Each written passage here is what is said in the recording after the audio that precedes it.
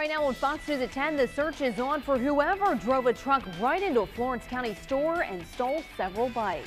Unfortunately, we have not been in contact with anybody from Greenwood Hall. Hadn't been able to get a response. Plus tonight, we are asking Horry County leaders how they felt confident in backing a call center that folded just weeks after opening its doors. And down to the wire, the Senate passes a short-term spending bill to avoid a government shutdown. From WFXB, the News 13 Network presents Fox News at 10. Good Thursday evening to you. I'm Megan Miller. First up on Fox, authorities still continue to search for 3 people who burglarized the Generation 3 power sports business earlier this morning. It prompted a manhunt, and Fox News at 10's Kiana Patterson was there. Security Central called me and said that we'd had a break-in. Around 5:30 this morning, surveillance cameras from the Generation 3 Power Sports store recorded 3 men ram a pickup into the building. He ran in the back of the utility vehicles, Kawasaki mules that I had up here, and drove some of them forward. Well, then they backed up and ran into them again. Owner Don Miller says 12 bikes were damaged during the burglary, and he estimates about $10,000 in damages to the bikes and the building. The Florence County Sheriff's Office launched a manhunt for the 3 men. And after about 3 hours, sheriff's deputies determined the suspects got into another truck and left the area. Deputies will test the pickup for prints. Miller says the business has a major break-in at least once a year. A couple times this year already, people cut the fence and got caught by the alarm system. And just last year, a similar burglary happened where a pickup truck ran into the back door. The suspect stole 1 bike, and Miller says that person was never caught. A lot of times you almost want to give up, but something keeps driving you to keep going. But he says the family business will get through this together. That's why we call it Generation 3 Power Sports, because my sons are the 3rd generation. I'm the 2nd generation. Reporting for Fox News at 10, Kiana Patterson. And again, at last check, the suspects are still on the run. If you happen to have any information at all, get in touch with the Florence County Sheriff's Office. Developing tonight, Georgetown City voted to rezone the Georgetown Steel Mill. Our partners at the South Strand News say the plan passed by a 4-3 vote. The move will change that area from heavy industrial to a redevelopment district. This week, Liberty House announced it will reopen the mill, which shut down 2 years ago. The plan would grandfather in Liberty House so that it could operate. However, it would affect the site if that mill happens to close up again. A man wanted in connection to a Georgetown bank robbery surrendered to police today. Georgetown police charged LeBron Marsh with armed robbery of a bank. Investigators think he held up the Citizens Bank on Exchange Street around 10 a.m. yesterday. He's expected to have a bond hearing tomorrow. In a Fox follow-up, Horry County Police arrested a 3rd person connected to a deadly shooting earlier this month. 19-year-old Raekwon Bennett is now charged with murder in the death of Jahai Mishu. Police say that shooting happened on December 3rd at a home on Willow Road south of Conway. Officers found Mishu shot several times. Joshua Spain and Szechuan Simmons were also arrested in the case and both charged with murder. A cool evening, and the clear skies we saw earlier starting to fill in with clouds. There's clouds to our west, to our south, and offshore. And it's these ones offshore that we're watching tonight. They're starting to push in. That means the clouds are pushing inland as well. And there's a few showers not too far offshore. We may see a few of those showers brush the immediate coast early morning, but most of us are going to stay dry overnight tonight. The forecast showing the partly to eventually mostly cloudy skies. Temperatures in the 40s tonight. I'll let you know if it's going to stay cool tomorrow, coming up in a few more minutes. Thanks so much, Frank. New tonight at 10, the Senate tonight approved a short-term spending bill. It'll keep the federal government running for the next month, but lawmakers will have to face that issue once again after the holidays. Andy Rose has the very latest on the bill. We'll extend the government funding. Coming off the heels of an approval vote by the House, Senate Republicans have passed a stopgap bill to temporarily fund the government. The continuing resolution, or CR, will keep the government open until mid-January, avoiding what would have been the 19th shutdown since 1976. The deadline to pass the CR was Friday, and while the passage of the bill fell along party lines, the Republicans control the Congress. They have the votes to keep government open. They have the votes to keep government open. They don't need us to keep government open. There were some key sticking points up until the final hours. The reauthorization of FISA, a surveillance program that allows the collection of intelligence on non-U.S. citizens. Funding for CHIP, the child health insurance program that ran out of federal money on September 30th. Whether to include disaster relief funding, something Republicans may try to do in a separate bill. How much money should be allocated to defense. And whether to add an extension to the Deferred Action for Childhood Arrivals, or DACA, program. The House also approved a disaster relief spending bill that would give additional money for hurricane recovery in Texas, Florida, Puerto Rico, and the U.S. Virgin Islands. Money from that bill will also go to California, a state that suffered from devastating wildfires in 2017. I'm Andy Rose reporting. Last week, we told you the Greenwood Hall call center near the Market Common closed about a month after it opened and put more than 50 people out of work. Now that company is closed up for good after another company called AnswerNet bought its leftover assets.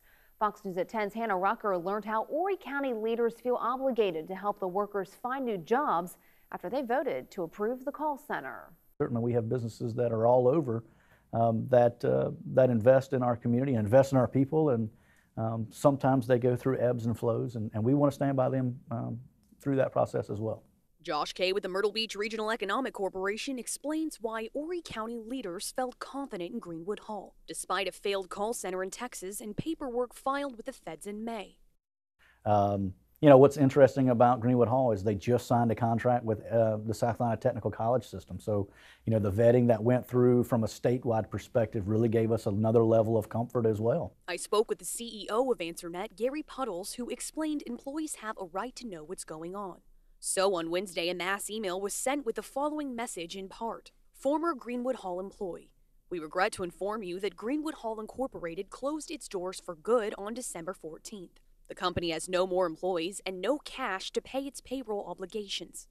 Unfortunately, all the assets were foreclosed on by the company's lender and sold. I reached out to the Horry County Council members who approved Greenwood Hall and didn't hear back from any of them. SC Works helped recruit 48 of the 60 employees for the call center and are now helping them find new jobs. Yeah, unfortunately, we have not been in contact with anybody from Greenwood Hall. Hadn't been able to get a response, and so our main focus is really on the former employees, making sure that they have opportunities to find gainful employment, long-term employment. Hannah Rucker, Fox News at 10. Greenwood Hall was approved for an incentives package back in October. Kay explained there isn't a vetting process to decide on companies. The county and EDC looks at each based on history and its potential future. News tonight at 10, a new entertainment complex is coming to Market Common next year. 810 Bowling will take over the former Piggly Wiggly building. It'll feature bowling, billiards, table tennis, gourmet food, and craft beer. This project is from the owner of 710 Bowling up in North Myrtle Beach. Another 810 location is also slated to open in Conway. We are working to learn more about reports of shots fired near downtown Florence earlier this evening. Florence police investigated near the intersection of Marion and Harold Streets, but no injuries were reported. Police said additional rumors at the time of an active shooter downtown were not true. Well, Beach Ball Classic starts next week in Myrtle Beach, and organizers tell us they expect it to generate about $3 to $4 million for the area. The nation's top-ranked players, including R.J. Barrett from Florida and Zion Williamson from Spartanburg, are set to play. Organizer John Rhodes says several people coming to see Williamson may be disappointed, though. The only problem is right now, I mean, he's been injured. And as the AD gave me a call the other day, and right now he has not been released from his doctor. So we're not sure if he's going to be able to play or not. And it's unfortunate because we've counted on him as being, of course, a big draw. Williamson injured his left ankle late last month. Still, the tournament's already sold several hundred tickets. It runs December 26th through the 30th. A bill sponsored by State Representative Russell Fry of Surfside Beach would change the way some of you vote for city or county council members. Tonight, Fox News at 10's Taylor Herlong looks at how the proposal would affect the people who run and those who vote in them. That would be a final vote tally. It's a voting method that's always been in Myrtle Beach. At large means that all 7 of them, the mayor and the 6 council people, represent the whole city. So if you don't get along with one of the council people, you have 6 others that you can turn to. Across the U.S., the NAACP has said that method discriminates against minorities because it prevents some voters from electing a candidate if they're not a majority in the district. Fortunately, we have a good track record of electing minorities and women to city councils. We're not in jeopardy there. This new bill would prevent half of the representatives on a council from being elected by the at-large method. That would push city leaders to look at other methods, like dividing the city into districts or having a mix of at-large candidates and district representatives. But those options may still bring challenges. When you look at the minority population locally, it would be difficult, if not impossible, to draw 6 single-member districts where one of those was a majority-minority district. I think you'd probably have to go to a 9-member council in order to achieve that. For Fox News at 10, I'm Taylor Herlong. Crua says this topic is brought up periodically by city leaders. If Myrtle Beach were to make a change, it would have to go through the Justice Department. Representative Fry did not return our calls today for comment. A Fox traffic alert to pass along to you tonight. SCDOT will start bridge replacement work next week in Marion County. It'll shut down Senator Gasquet Road over Smith Swamp on Wednesday. Traffic there will get detoured along Palmetto Point Road, US 76 and Lipscomb Road. That bridge scheduled to reopen on June 30th. And a cooler day today with temperatures mainly in the 50s to around 60 degrees, but we will start a warm up tomorrow. I'll let you know if it'll last into the weekend. Up next. Welcome back to Fox News at 10. According to Frank here, Christmas is coming early. You're delivering a 70-degree temperature soon. Yeah, heading into the weekend. Saturday, it's going to be 70 degrees. Nice. Don't get used to it because there's more cold weather coming. And when it comes this next time for Christmas Day, it's going to stick around for a while. But today's cold is only going to last today. We've got clear skies, and after a day where we ended up around 60, we're going to get down into the 40s overnight tonight. And skies mainly clear, the exception right along the coast. We've got those clouds from offshore that are pushing inland. They'll continue to move inland overnight tonight. So we'll end up partly to eventually mostly cloudy. And there are a few showers offshore right now. We'll be watching these, most likely staying offshore and pushing into North Carolina, but there's a chance that we could see some of them brush parts of Horry County and parts of Brunswick County as well. We'll see a little bit of rain late night tonight and early tomorrow morning, but most of that moisture is heading northward and will miss us. We do have the partly cloudy skies right now, some clouds back to our west. The clouds that move in and develop overnight tonight will be breaking up tomorrow. So temperatures outside right now, 40s for most of the area. The exception right along the coast, still in the low to middle 50s. To have a forecast for tonight, our temperatures will fall down into the low to middle 40s. So it's going to be a cool night under those partly cloudy skies. And tomorrow morning, it's going to start cloudy in the morning. It will be cool in the morning, but heading toward lunchtime and especially afternoon, the clouds will break up, giving us sunshine, and that's going to start the warm-up. We'll make it into the 60s tomorrow, a little warmer than it was today, and then we'll see those 70s on Saturday. Right now in Myrtle Beach, 54 degrees, our dew point at 45. Winds are out of the north, but they're very light, less than 5 miles per hour. In Florence, it's 48 degrees with the 68% humidity. In Lumberton right now is 43. We'll get down to around 40 tonight in Lumberton, and the winds are calm right now, and they'll generally stay light overnight tonight. Across the nation, we have partly cloudy skies across the southeast. Storm system gathering strength across the northern U.S. This is the leading edge of some very cold weather that has already pushed into parts of Colorado right now. This cold will be hanging out to our north for the next couple of days and then taking a surge southward for next week. That's going to bring the cool weather for Christmas. For us, we have pretty nice weather on the way for tomorrow. We'll be battling these clouds in the morning and then clearing out in the afternoon. So our forecast showing that cloud cover first thing tomorrow morning, most of the showers staying offshore, and then as a warm front pushes on by, the clouds break up and we end up with sunshine, warming us into the 60s, so looking like a nice day for tomorrow. And then heading towards Saturday, here comes that next cold front, a mixture of clouds and sunshine. It'll be warm ahead of that front, so expect 70s on Saturday, but then that front moves across Saturday night into Sunday, bringing a little bit of rain overnight Saturday night into Sunday. The big weather change is going to be the big cool down, 60s on Sunday, and then only around 50 degrees for Christmas Day. And that cold weather next week is going to last for a good part of the week. Our forecast for tonight, partly cloudy skies. A mild night tonight, or cool night, temperatures getting down into the low to middle 40s, and we'll see a few showers developing offshore maybe scraping the coast of parts of Horry County, so a slight chance for a few showers early morning. Otherwise, tomorrow clearing and becoming partly sunny. A warmer day, high temperatures in the low to middle 60s. It's a little above normal. And at the beaches, winds will be variable, generally out of the east, about 6 to 12, waves 2 to 3 feet. And our surf temperatures at 56 degrees. So that cold weather coming in next week. I'll have more on that Christmas Day forecast coming up. All right, thanks, Frank. Next on Fox, we're getting closer to the Sugar Bowl game. Of course, it's between Clemson and Alabama, and both teams made it this far, all thanks to their defense. You'll hear why Clemson thinks that side of the ball will determine the outcome of the game next in Julia Sports.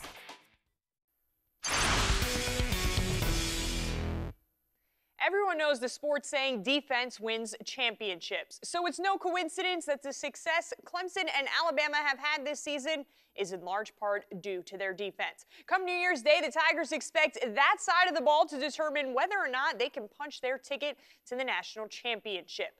The Tigers are ranked #1 in the nation in sacks and rushing defense so far this season. The D-line is stacked with future NFL players like Christian Wilkins and Dexter Lawrence. The Crimson Tide's offensive line will definitely have its hands full, and the Tigers know if they win in the trenches, there's a good chance they'll be winners in New Orleans. Everybody know that Alabama and Clemson is built from the inside out. The closer you are to that ball, the more value that you have. And we understand that as a defensive line, not just a defense in general, but we have to play well up front in order to put ourselves in a position to win. We don't have to play perfect, but we have to play well.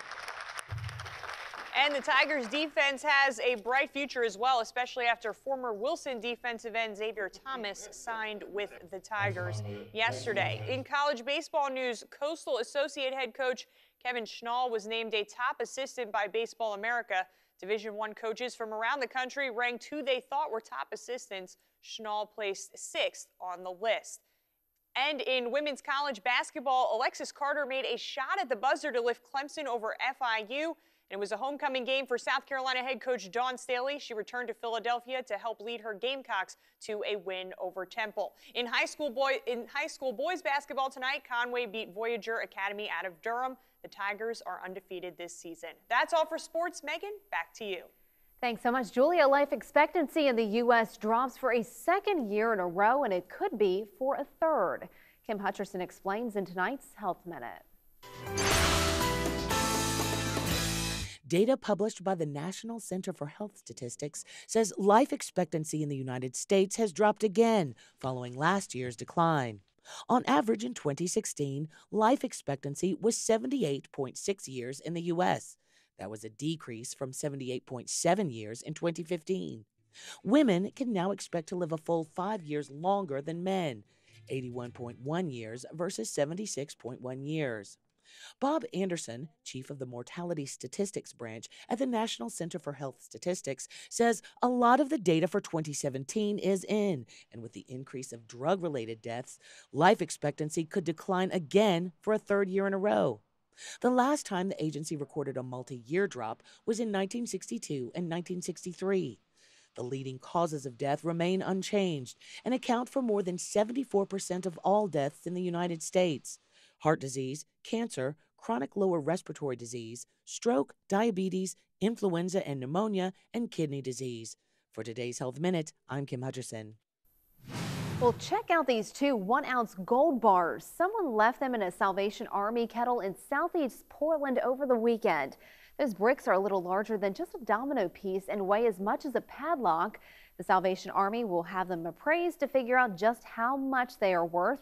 Gold, by the way, is priced around $1,200 an ounce right now. Coming up next in the biz, Apple says its older iPhones do slow down with age. We'll tell you why it's an attempt to actually help all you users out. Coming up. Welcome back to the biz. Downtime at work could be costing companies big time. And is your iPhone getting slower? Apple says it is not just your imagination. Here's Fox Business Network's Tracy Carrasco with tonight's Fox Business Briefs.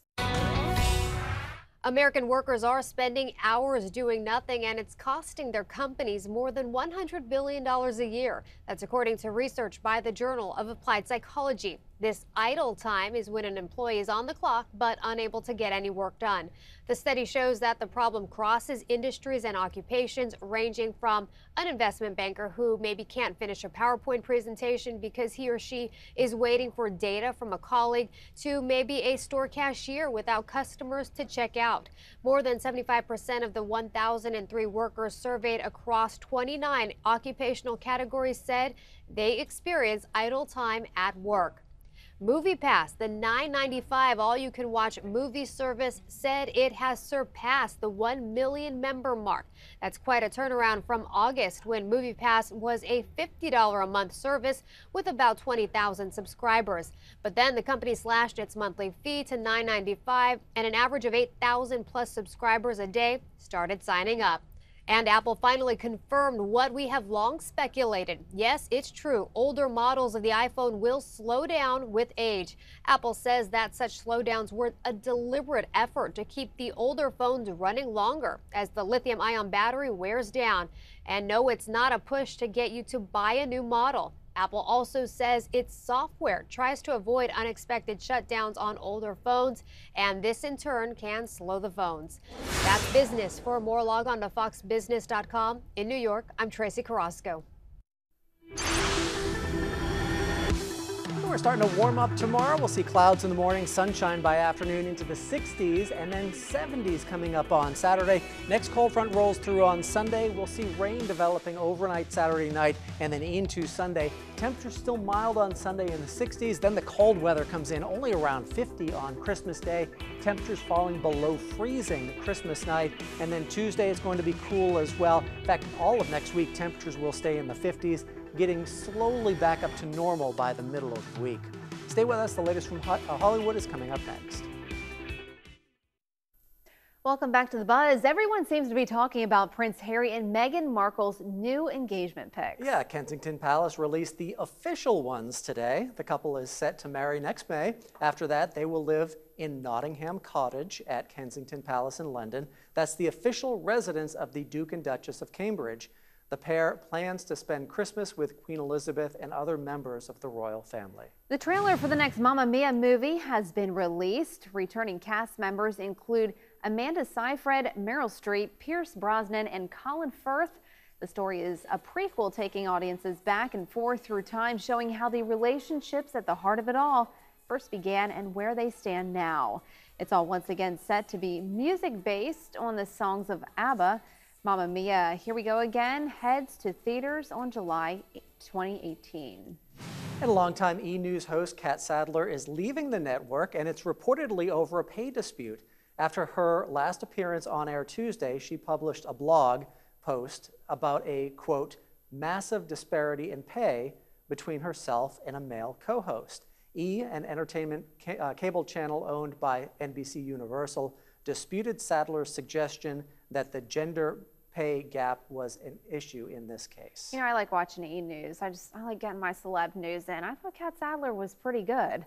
Yeah, but I mean, if she's got a beef there, she should be paid as much as her co-host. Yeah, and I mean, not to be totally girly or anything, but those engagement pictures from Prince Harry and Meghan Markle, oh, I was drooling over that black and white one. Absolutely beautiful photos for them. The official ones. I know, just wait till we see the wedding photos if the engagement ones are that good. I think you're right. That's it for us tonight. Thank you so much for watching. And for all of us here at Fox News at 10 tonight, have a good night. We'll be back tomorrow to round out your week. We'll see you then.